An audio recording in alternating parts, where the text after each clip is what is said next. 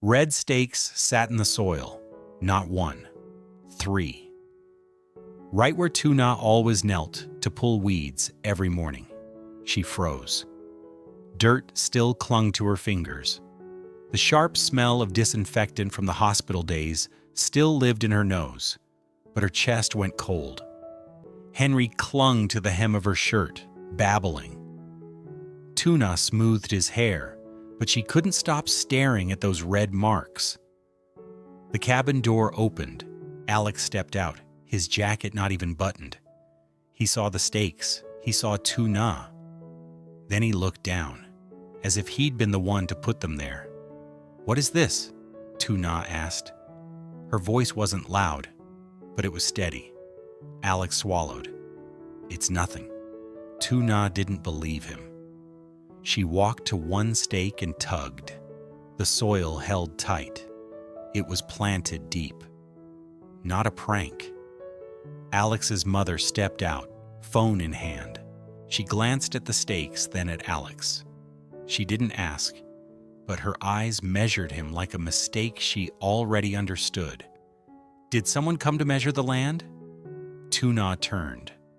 "Who did you let in here?" Alex lifted a hand as if to stop her, then dropped it. "TUNA, let me handle it." TUNA looked him straight in the face. "Handle it how? When you're sticking stakes into the garden I'm caring for?" Henry stared, confused, gripping his mother's hand harder. Alex's mother spoke, low and clipped. "There's a big order." TUNA flinched. "What order?" Alex avoided her eyes. His mother looked at him and added plainly, "Big enough that they're demanding land." TUNA turned back to Alex. He stayed silent like he'd practiced, and that silence scared her more than any confession. Alex had said yes to the order and never said a word to TUNA. Messages came in back-to-back that morning. Lon called before the sun was fully up. Alex took the call on the porch, trying to keep his voice down. TUNA still caught pieces through the window. Fruit, acacia wood, demand just spiked. "They want it locked this week. We have to expand the production area." Alex answered in short cuts. "Okay, I'll figure it out." TUNA carried Henry past the window and saw Alex's back. She stopped. She didn't step outside. She didn't interrupt. She just listened with a patience so thin it could tear. Alex's mother stepped beside TUNA. She didn't stir the fire. She only asked one question. "Did you know about this?" TUNA shook her head. Her throat went dry. Alex's mother nodded, like she already knew. Then she walked straight to the porch. Alex had just hung up when his mother faced him. No small talk. "What are you doing?" Alex looked away as if dodging pain. "I'm trying to solve it fast." "Solving it fast? Or hiding it fast?" Her tone wasn't loud, but it landed. Alex tightened his jaw. "I don't want TUNA to worry." His mother looked toward the garden, where the red stakes stood. "You put stakes in her soil. She's already worried." Alex went quiet, then smaller. "If I take this order, we can pay debt, improve the farm, take care of Henry, take care of her." "And what do you trade for that?" Alex stared at his hands that used to sign papers, now stained with sap and dirt. He said it slowly. "We need more land, just a part." TUNA stepped outside. She heard that last line. She didn't explode. She only asked, "A part? Which part?" Alex answered too quickly, "It won't touch your garden." His mother glanced at him. That single look told Alex he'd just lied. TUNA looked at the red stakes. "Then what are those?" Alex stood still. Now there was no clean way back, but he chose the hardest thing anyway, more silence. Lan texted again. "They need a land map today. This afternoon they're sending someone to photograph the site. Please respond." Tuna saw Alex's phone light up. She didn't grab it. She didn't demand it. That calm made the air heavier. She carried Henry back inside, sat him down, fed him porridge. Her movements stayed normal, like any other day. But when she turned, Alex's mother was at the doorway. She said softly, only for Tuna, "My son is gambling alone." Tuna answered just as softly, "And I don't know which part of me is the stake." By noon, Land's people said, "Just a quick stop." No one got out of the car. Only a camera clicked outside the fence. Alex went out to talk. Tuna watched from behind the door and saw him nod again and again. He looked like someone who'd already decided and was only asking to be left in peace. Henry tugged at his mother's hand, wanting up. Tuna lifted him, but her eyes stayed fixed on the yard. Alex's mother sat at the table and set down a paper, a printed map of the farm, fresh red lines drawn on top. Tuna stared. Now it wasn't vague. A section of land was circled, the strip right next to the vegetable beds. The place Tuna composted, planted, softened the soil. So later she could grow more for her children. Tuna turned to Alex's mother. "How long have you known?" His mother didn't dodge. "Since morning." Tuna let out a small laugh that wasn't joy. "So you let me stand there looking at red stakes until now?" His mother replied, "I wanted to see if he would speak on his own." The door opened. Alex came in. The moment he saw the map on the table, he understood. Tuna didn't ask anything else. She placed a hand on her belly, as if keeping something fragile from falling. "You're taking that piece?" Alex spoke fast. "I'll make it up to you." "Make it up how?" Tuna looked at him. "With money? Or with trust?" Alex went quiet, a long beat. Then he admitted, like a confession, "I was afraid you'd fight it, so I planned to solve it first, then tell you." Alex's mother stood. She didn't yell. She only asked a question that stopped him. "When were you going to sign?" Alex looked down. "This afternoon." Tuna blinked. She didn't cry, but her voice cracked just enough to show the cut. "You were going to sign before asking me?" Alex couldn't answer. If Tuna understood that the land being taken was the place she was preparing for their baby, Alex would lose the very home he thought he was protecting. Evening came quickly. Clouds slid across the sun, dimming the light like someone turned a knob. Lan called again. This time her voice wasn't updating, it was pushing. "We need the signed confirmation before 5. If not, they'll go to someone else." Alex stood on the porch, listening, eyes on the red stakes.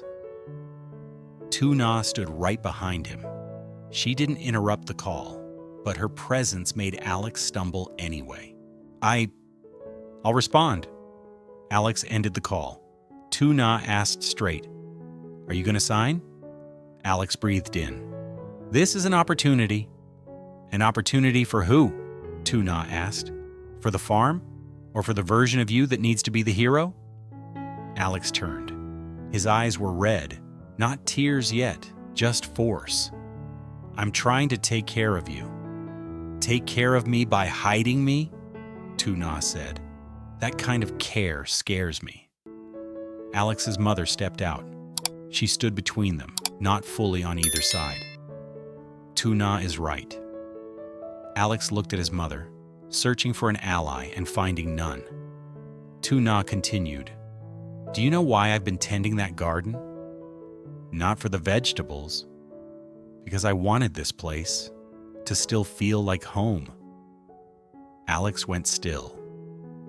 Henry started crying inside. That cry pulled Alex back into the room. Alex went in and lifted Henry. Henry gripped his father's shirt, face twisted, then softened when he was patted.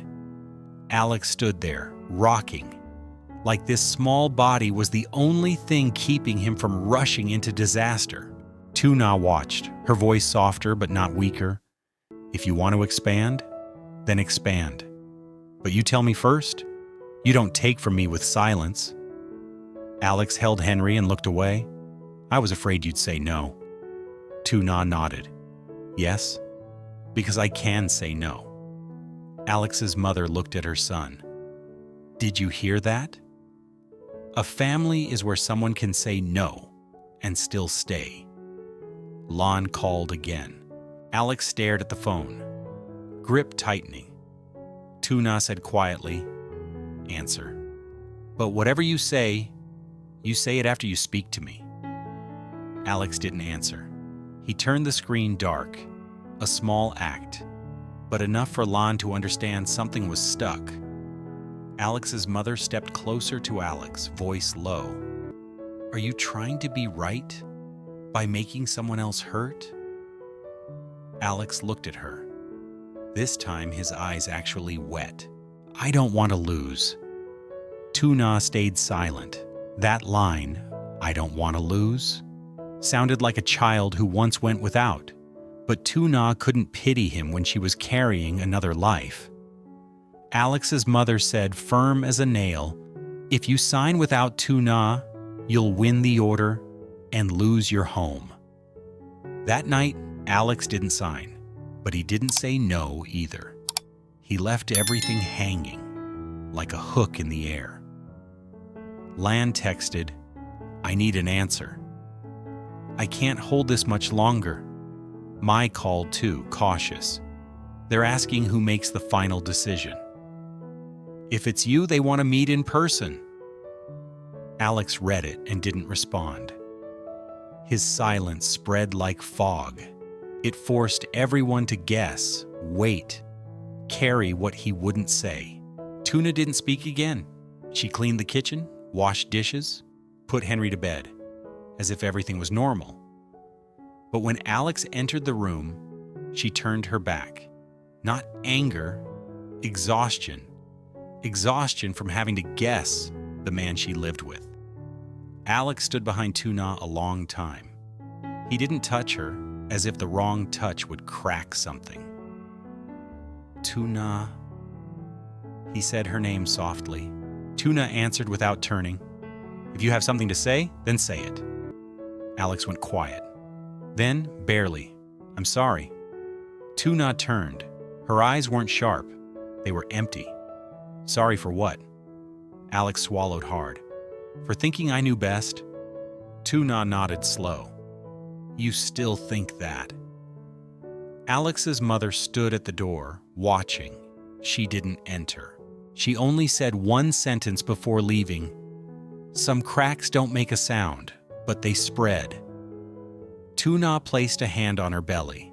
Her breath deepened, like she was reminding herself what she had to protect. She said to Alex clearly, I'm not forbidding you to take an opportunity. I'm forbidding you to take it by treating me like the person who comes last. Alex lowered his head. I understand. But TUNA heard something else in that word, understand. Understanding isn't the same as being able to change. And she feared the real fight hadn't even started. The next morning, a car stopped at the farm gate. No one got out. Only an envelope was clipped to the wooden rail. Alex opened it. A printed contract, the signature line marked. A short note from Lon. They'll wait until noon. TUNA stood beside him, looking at the paper. She didn't snatch it. She didn't tear it. She just watched Alex like she was waiting for him to decide who he was. Henry ran circles around their legs, laughing, thinking the adults were playing. Alex's mother appeared behind Alex, calm. Sign if you're going to sign. But after you sign, you look straight at the woman standing next to you. Alex held the pen. His hand trembled. Not because of the contract, because of TUNA's eyes afterward. TUNA spoke softly. Don't sign because you're afraid of losing the chance. Sign because you're willing to carry the consequences.